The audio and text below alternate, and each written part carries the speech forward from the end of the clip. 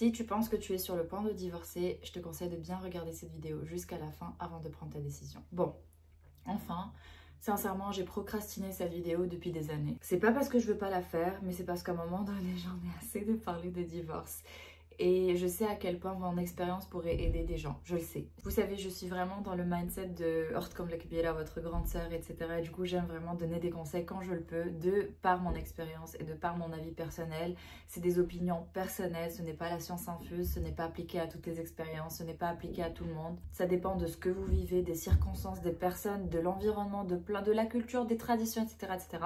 Donc là, je vais vraiment faire une vidéo où est-ce que je vous donne mon avis personnel sur la situation avant que vous ne preniez la décision de divorcer. Voici selon moi les questions que vous devriez vous poser avant de prendre votre décision. Petit et gros disclaimer, je suis pas là pour vous dire divorcer. Je vous le dis, spoiler alert dès maintenant, je vais pas vous pousser à divorcer, je vais pas vous pousser à prendre la décision de divorcer. Bien sûr, un gros disclaimer aussi, je ne parle pas des cas d'abus. Je ne parle pas des cas de violence, que ce soit verbale, psychologique, financière, physique, peu importe. Je ne parle pas de relations toxiques. Je parle aussi d'une relation où est-ce que vous pensez qu'elle va toucher à sa fin et quelles sont les questions à se poser selon moi, qu'est-ce qu'il faut faire, qu'est-ce qu'il ne faut pas faire avant de prendre une décision finale. Voilà, premièrement, il faut vraiment, selon moi, comprendre vraiment la racine du problème. Je suis désolée si vous entendez du bruit, ça se peut que vous entendez un enfant crier, c'est pas le mien, ne vous inquiétez pas. C'est les voisins. Bref, selon moi, il faut vraiment commencer à se poser les bonnes questions par rapport à la racine du problème. Il est où le problème? Est-ce que ça a commencé il y a longtemps? Est-ce que ça commence maintenant? Est-ce que c'est un cumul de plusieurs choses? Est-ce que vous avez laissé aller plusieurs choses et maintenant vous avez du resentment, comme on dit? Vous avez de la colère intérieure? Est-ce que c'est quelque chose de nouveau qui est apparu? Est-ce que, voilà, il y a des changements dans la personnalité de chacun, etc., etc. Il faut déjà commencer par identifier ça, vous, en tant que personne, et dans le couple. Il y a beaucoup qui me disent Maïssa, depuis que j'ai eu mon enfant, écoute, je pense que ça va pas le faire, je vais divorcer. Un bébé de 6 mois, un bébé de 9 mois, un bébé de 10 mois. Je pense que le fait que moi j'avais divorcé quand Ryan avait... Voilà, j'ai pris la décision de divorce, j'étais encore enceinte et on s'est séparés. Ryan, il y avait 2 mois, 3 mois je pense.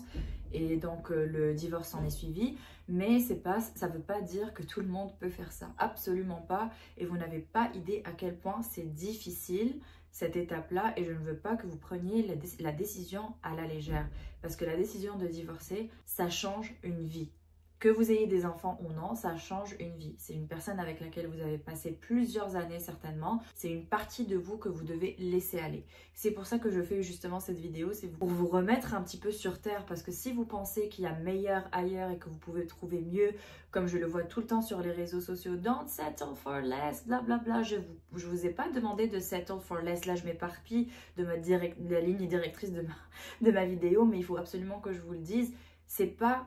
Enfin... S'adapter dans un couple, ça ne veut pas dire settle for less. Si tu es malheureuse, est-ce que ça dure depuis longtemps? Est-ce que c'est quelque chose de nouveau? Est-ce que tu as fait le nécessaire pour se sortir de cette crise dans ton couple? Ou est-ce que c'était sur un coup de tête comme ça, tu étais en colère, ok allez, je divorce parce que je suis capable de trouver mieux. Et c'est pour ça que je dis tout le temps, moi je ne vous prends pas du tout au sérieux. Quand vous venez me voir, vous me dites, écoute Maïssa, je me suis disputée avec mon mari il y a 2-3 jours, ça va pas du tout, je pense que je vais divorcer.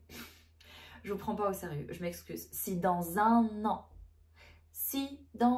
les filles, Sanaton, tu reviens me voir et tu me dis, ah Maïssa, c'est toujours le même problème, ça se règle pas, j'ai essayé ci, j'ai essayé ça, j'ai parlé comme ci, j'ai parlé comme ça, et ça se règle juste pas du tout, bah, à ce moment-là, je vais peut-être t'orienter vers d'autres outils. Mais s'il y a une dispute qui éclate et que ça va pas du tout pendant 3, 4, 5 jours, même une semaine, même un mois, même 6 mois sur une relation de 10 ans, je m'excuse, mais tu vas devoir prendre ton mal en patience et trouver d'autres outils pour t'aider à régler la situation et sortir de la crise avant d'aller demander le divorce. Ensuite, on va passer à une...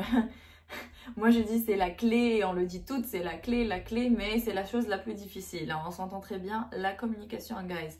Écoutez, et là je parle notamment aux femmes qui ont fait un travail immense sur elles-mêmes, surtout par rapport à la communication, au développement personnel, etc.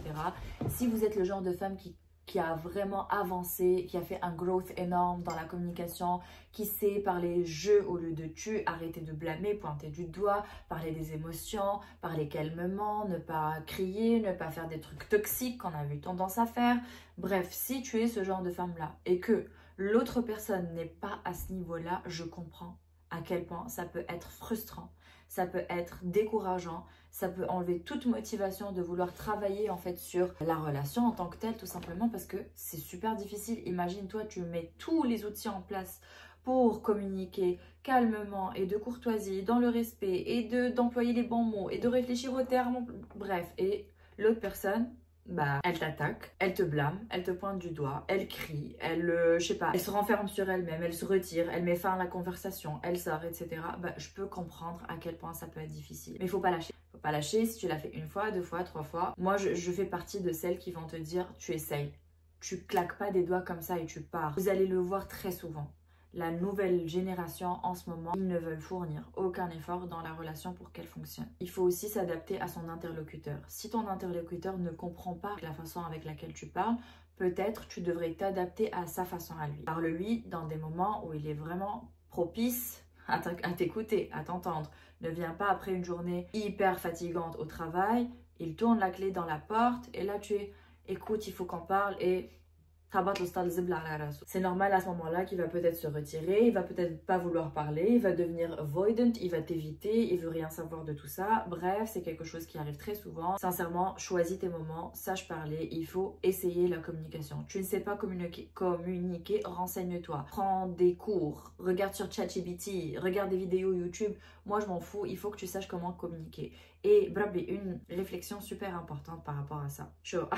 En général, on a tendance à blablabla. Je me souviens avant nos discussions de vouloir résoudre le problème, ça pouvait durer 3-4 heures d'affilée. De suite. Et ça, c'est pas healthy du tout. C'est pas quelque chose que je recommande. Oui, ça peut durer longtemps. Oui, ça peut durer même sur des journées. Mais faites une pause. À un moment donné, toi, t'es plus réceptive et lui non plus. À un moment donné, il en a rien à foutre. Il veut juste aller faire à manger, se poser devant une série ou être sur son téléphone ou revoir ses amis. Bref, la communication, c'est pas toi qui décides quand est-ce que tu vas aborder le sujet. C'est pas toi qui décides quand est-ce que l'autre est réceptif.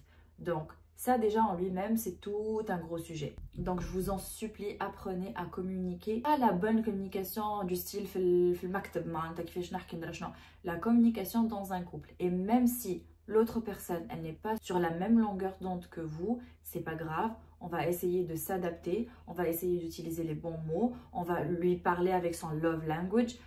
Je sais pas moi, si tu veux résoudre une situation et que tu sais que ton mari il adore les pâtes au saumon, tu vas préparer des pâtes au saumon. Après le dîner, tu peux commencer à aborder le sujet. Il y a 1001 façons d'aborder le sujet. Essaye de communiquer de la bonne façon.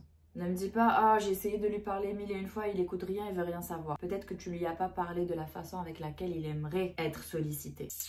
Keep it in your mind. La racine du problème, by the way, elle peut ne pas être juste dans le couple, elle peut être à cause d'un problème extérieur. Ça veut dire, ça peut être le stress, la fatigue, l'état financier de la famille, les problèmes familiaux avec les parents, le travail. Il y a plein de facteurs qui peuvent mettre de l'huile sur le feu. Donc vous, par exemple, vous entendez pas à 10-20%.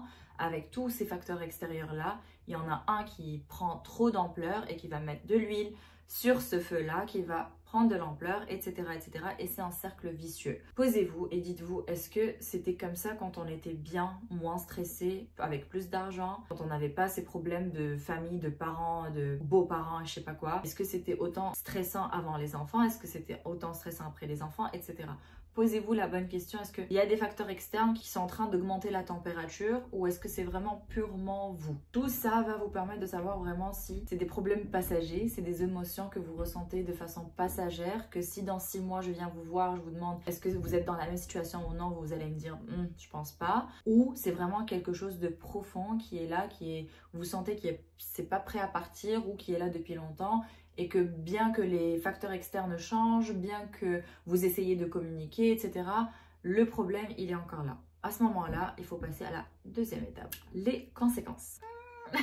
Moi, je vous dis, sincèrement, c'est pas facile. Les conséquences du divorce, elles sont vraiment très très nombreuses. Hein. On va pas se voiler la face. Psychologiquement, émotionnellement, financièrement, physiquement, bref, surtout, il y a des conséquences. Je ne sais pas où est-ce que vous en êtes rendu dans votre prise de décision. Ce que je peux vous assurer par contre, c'est que vous devez absolument rassembler toutes vos forces physiques et mentales si vous décidez de divorcer et encore plus avec des enfants. Ce n'est pas facile, guys. Déjà, moi qui ai divorcé sur de bons termes. Dieu merci, je n'ai pas de problème avec mon ex. Dieu merci, je m'entends bien avec lui. Dieu merci, on a un co-parenting fluide, etc. Et j'ai trouvé ça super dur. Imaginez les femmes qui n'ont pas cette chance-là, qui sont sorties d'une relation où est-ce que, voilà, ça s'est fini en mauvais termes, où est-ce qu'il y a des conflits, des soucis, là, des avocats, des machins, des bidules, c'est encore pire. Ne sous-estimez pas, s'il vous plaît, les conséquences du divorce. C'est pas parce qu'un tel a divorcé ou l'autre elle a divorcé, elle a l'air toute joyeuse sur les réseaux sociaux, elle a l'air d'être, voilà, libre, émancipée, financièrement stable, etc. Vous savez pas ce qui se cache derrière. Vous savez absolument pas ce qui se cache derrière. Je peux vous véhiculer n'importe quelle image et vous la faire croire grâce à du contenu. Moi, je fais pas ça, mais je peux. Si je voulais, vous véhiculer une image vraiment comme lisse, vous l'auriez cette image lisse. Et je peux vous faire croire que le divorce, c'est la meilleure chose au monde. Mais je vous parle de la réalité. Il y a des traumatismes psychologiques, il y a des dépressions, il y a une nouvelle réalité à laquelle on doit s'adapter, il y a une charge mentale incroyable que vous devez avoir sur la tête, sur les épaules, sur tout ce que vous voulez. Il y a le fait de se remettre en question en tant que personne, les filles. Non, non, non, si vous pensez qu'un divorce, il va vous faire remonter en termes de confiance en soi, ben je suis désolée, en tout cas pas pendant les 2 premières années. Non. Moi, en tout cas, j'ai eu la période où est-ce que je camouflais carrément mon manque de confiance en moi par un excès, en fait, de mise en avant. Je sais pas si vous vous souvenez, peut-être quelques-unes d'entre vous, de la période où voilà, j'étais beaucoup trop libérée, comme on dit. On va se dire ça comme ça, mais c'était pour camoufler un certain manque de confiance en moi parce que je me sentais less than. Je me sentais pas assez. J'étais pas assez pour rester en couple. J'étais pas assez pour un homme. J'étais pas assez pour ci, pour ça, etc. Je me mettais trop en avant pour avoir cette validation externe de n'importe quelle personne, en fait, que ce soit homme, femme, vous, mon audience, mes amis, ma famille, etc. J'avais besoin de validation parce que j'avais zéro confiance en moi. Et je pense que ça, c'est pas juste par rapport au divorce, c'est par rapport au fait de sortir d'une long-term relationship d'une façon générale. Donc, quand tu divorces, tu dois non seulement travailler l'aspect émotionnel, trauma, machin, les enfants, l'avocat, je sais pas quoi, mais aussi travailler sur ta propre confiance en toi. Oui, ça vient avec le temps. Oui, ça se rebuild, ça se reconstruit petit à petit. Sinon, je ne serais pas là en train de vous raconter ça, tout simplement, parce qu'il y a quelques temps, j'aurais jamais pu raconter ça. Ça, c'est pour moi un signe où est-ce que je suis vraiment stable dans où est-ce que je suis rendue, en fait, dans mon processus de guérison. Mais sinon, ça prend du temps. Ça prend du temps. Donc ne soyez pas dupes, ne croyez pas tout ce qu'on vous véhicule sur les réseaux sociaux. Le divorce n'est pas facile et le gazon n'est pas plus vert ailleurs. Et je vous parlerai de ça dans une autre vidéo s'il vous plaît. Dating as a single mother ou dating après un divorce, etc. Si vous pensez que le gazon est plus vert ailleurs, non, je l'ai dit. Il y a un gros sac qu'on va essayer d'aborder vraiment en surface, mais c'est l'aspect émotionnel par rapport aux enfants. Pourquoi je vais l'aborder juste en surface? Parce que je n'ai pas vécu ça. Je vous explique, moi, mes enfants, ils n'ont pas connu des parents ensemble. Lilia, elle a connu ses parents ensemble jusqu'à l'âge de 18 mois. Et Ryan, Halaini, papa a son chez soi, maman a chez elle. Donc je ne peux pas vous dire l'impact que ma séparation avec mon ex-mari a eu sur mes enfants. Mes enfants, ils ne connaissent que ça. Heureusement ou malheureusement, je ne pourrais pas vous dire, mais peut-être la haine, je pense que c'est heureusement parce que je n'ai pas eu à dealer avec le fait que mes enfants, ils étaient dans une routine, dans une maison avec les 2 parents et d'un coup, papa, il part et maman, elle reste ou vice-versa, on déménage dans une nouvelle maison. Et entre parenthèses, moi, je dis chez vous avec maman, chez vous avec papa, plus que chez maman et chez papa, c'est pour faire comprendre aux enfants que c'est toujours chez eux, mais ils sont des fois avec maman, des fois avec papa. Bref, parenthèse fermée, juste pour vous dire que je ne pourrais pas forcément vous donner des conseils, mais il faut vraiment réfléchir. Et si jamais, s'il vous plaît, vous êtes passé par un divorce et que vous avez des enfants qui comprennent, genre 3, 4, 5 ans, 6 ans et plus, dites-nous en commentaire comment ça a été, comment les enfants ont vécu ça, est-ce que c'était difficile, est-ce que ça n'a pas été difficile, etc. Mettez ça dans le commentaire, même anonymement s'il vous plaît, d'un autre compte ou whatever. Je pense que ça va être vraiment utile et aider beaucoup de monde. Un sujet que j'adore. L'impact financier, madame. Il y a Archie. Il y a Archie. Si tu ne travailles pas et que tu prends ton argent de ton mari et que toi tu penses que tu vas divorcer et partir dans une maison toute seule, moi je te le dis, wallah, vous avez le droit de m'insulter si vous voulez, parce que j'en ai rien à cirer. Ça c'est vraiment ce que je pense. si tu n'es pas indépendant financièrement et tu n'es pas capable de subvenir à tes besoins et aux besoins de ton enfant toute seule, sans devoir avoir sans devoir avoir cette pension alimentaire.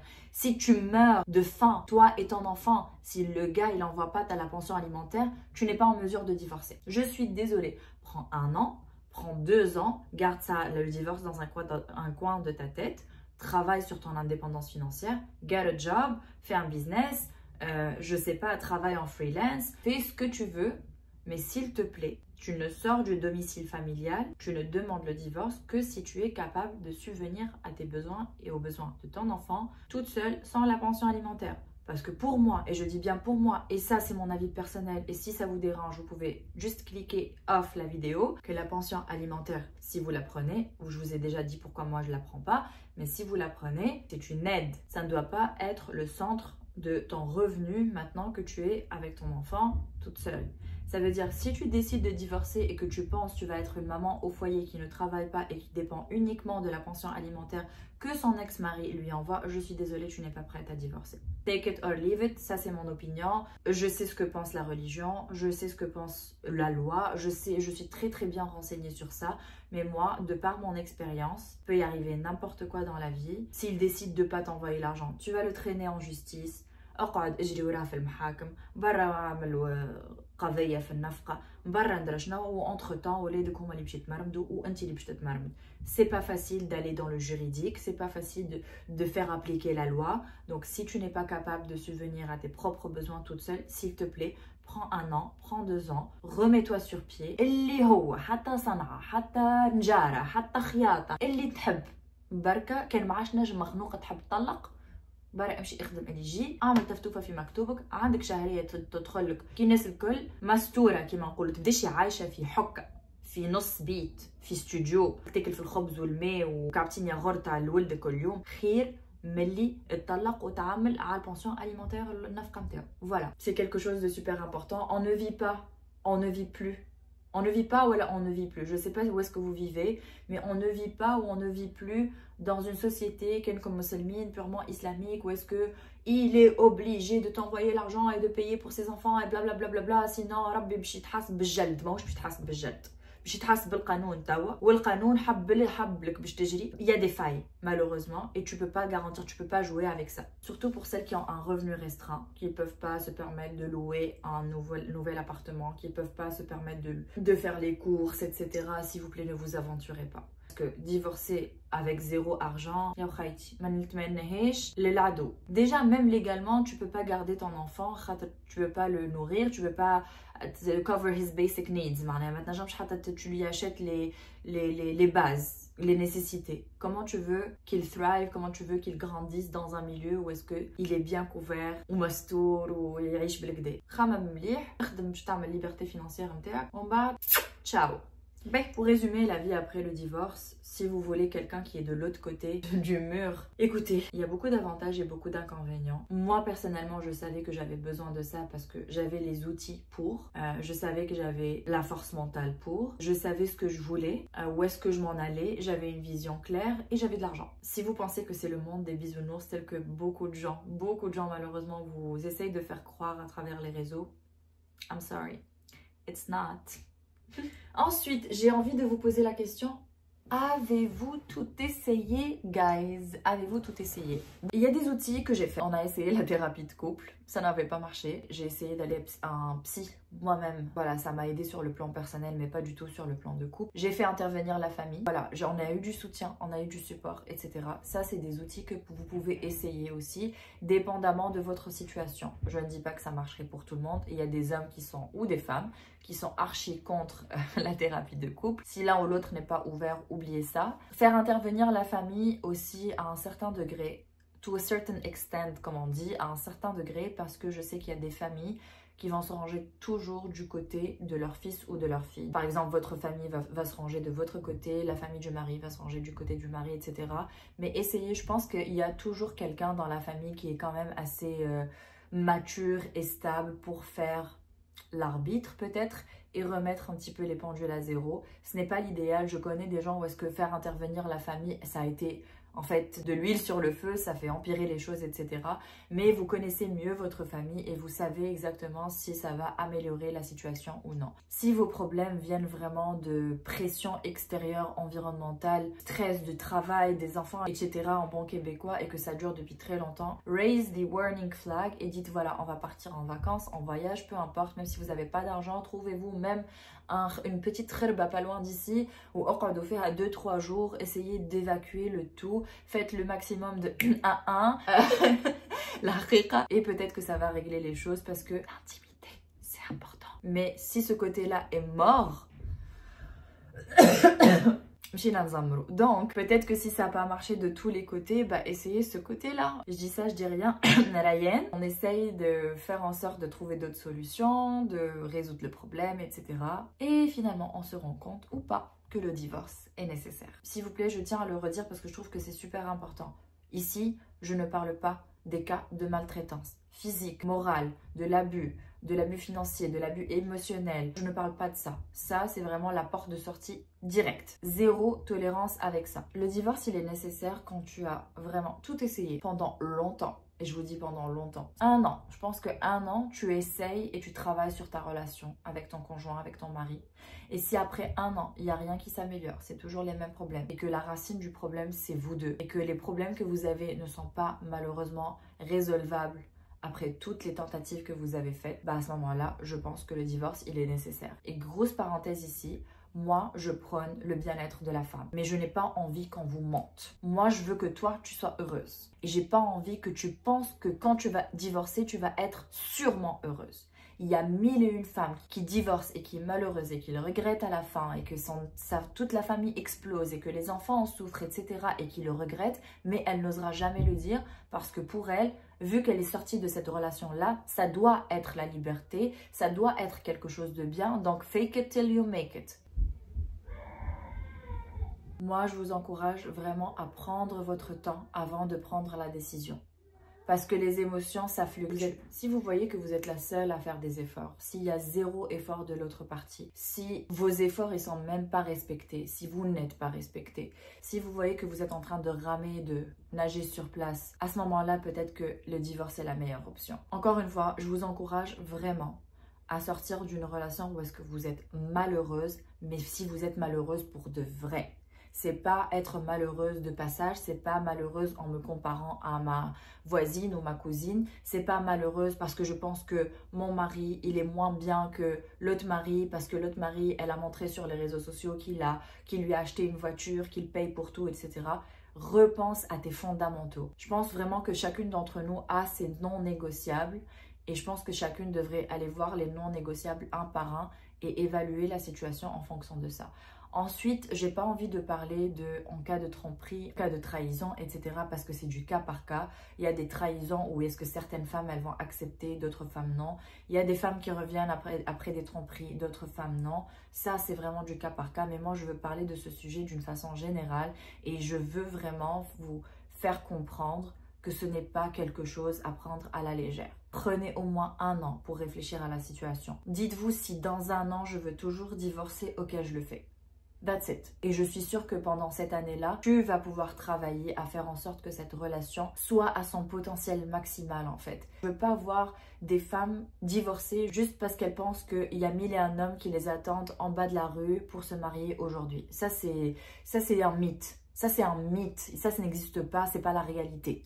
Et on veut nous faire croire que « Oh, don't settle for less because your man will come ». Non, non, c'est pas ça. Si vous avez regardé la vidéo jusqu'ici, et franchement, merci beaucoup parce que ça me touche énormément que vous vous intéressiez à ce que moi j'ai à dire par rapport à ce sujet-là.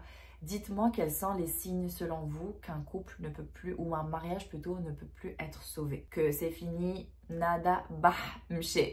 Pour finir, je voulais vous dire aussi... Cette vidéo, c'est une façon pour moi aussi de clôturer ce sujet une fois pour toutes. Parce que j'ai pas envie aussi qu'on me mette dans une case de la créatrice de contenu qui parle de divorce. C'est une expérience par laquelle je suis passée et avec laquelle j'aimerais pouvoir vous aider. Mais c'est pas quelque chose de plaisant de vouloir passer à une autre étape de sa vie, tourner la page et avancer à chaque fois. Si je mets une box à questions sur Instagram, 80% des réponses vont être ton ex, ton divorce. Et je vous en veux pas en fait, parce que je pense que j'ai été assez ouverte sur le sujet dès le départ et je vous en ai parlé à cœur ouvert. Et je pense que beaucoup de vous voient la sœur que je peux être pour elle, mais ça sera vraiment la dernière vidéo sur ce sujet-là. Voilà, j'ai tourné la page, je suis bien comme je suis maintenant. Je voulais juste vous donner des conseils. Si jamais une de mes copines vient me demander les mêmes conseils, c'est ça que je lui aurais dit. Je lui enverrai sincèrement le lien de cette vidéo et basta. Mais je peux pas aller en détail avec chacune d'entre vous et regarder son cas par cas. Je suis pas une professionnelle, je suis pas si mature que ça, je suis pas très expérimentée, je suis pas une thérapeute de couple, je suis pas une psy, etc. Donc je peux pas vraiment vous guider profondément, mais je peux juste vous donner des éléments de réponse qui m'ont moi aidé de par mon expérience et j'espère sincèrement que ça vous suffit de ce que je peux vous donner de moi et vous pouvez continuer à faire le reste par vous-même en demandant aux autres, des professionnels, etc. Voilà, c'était tout pour cette vidéo. On se retrouve très bientôt dans une nouvelle vidéo.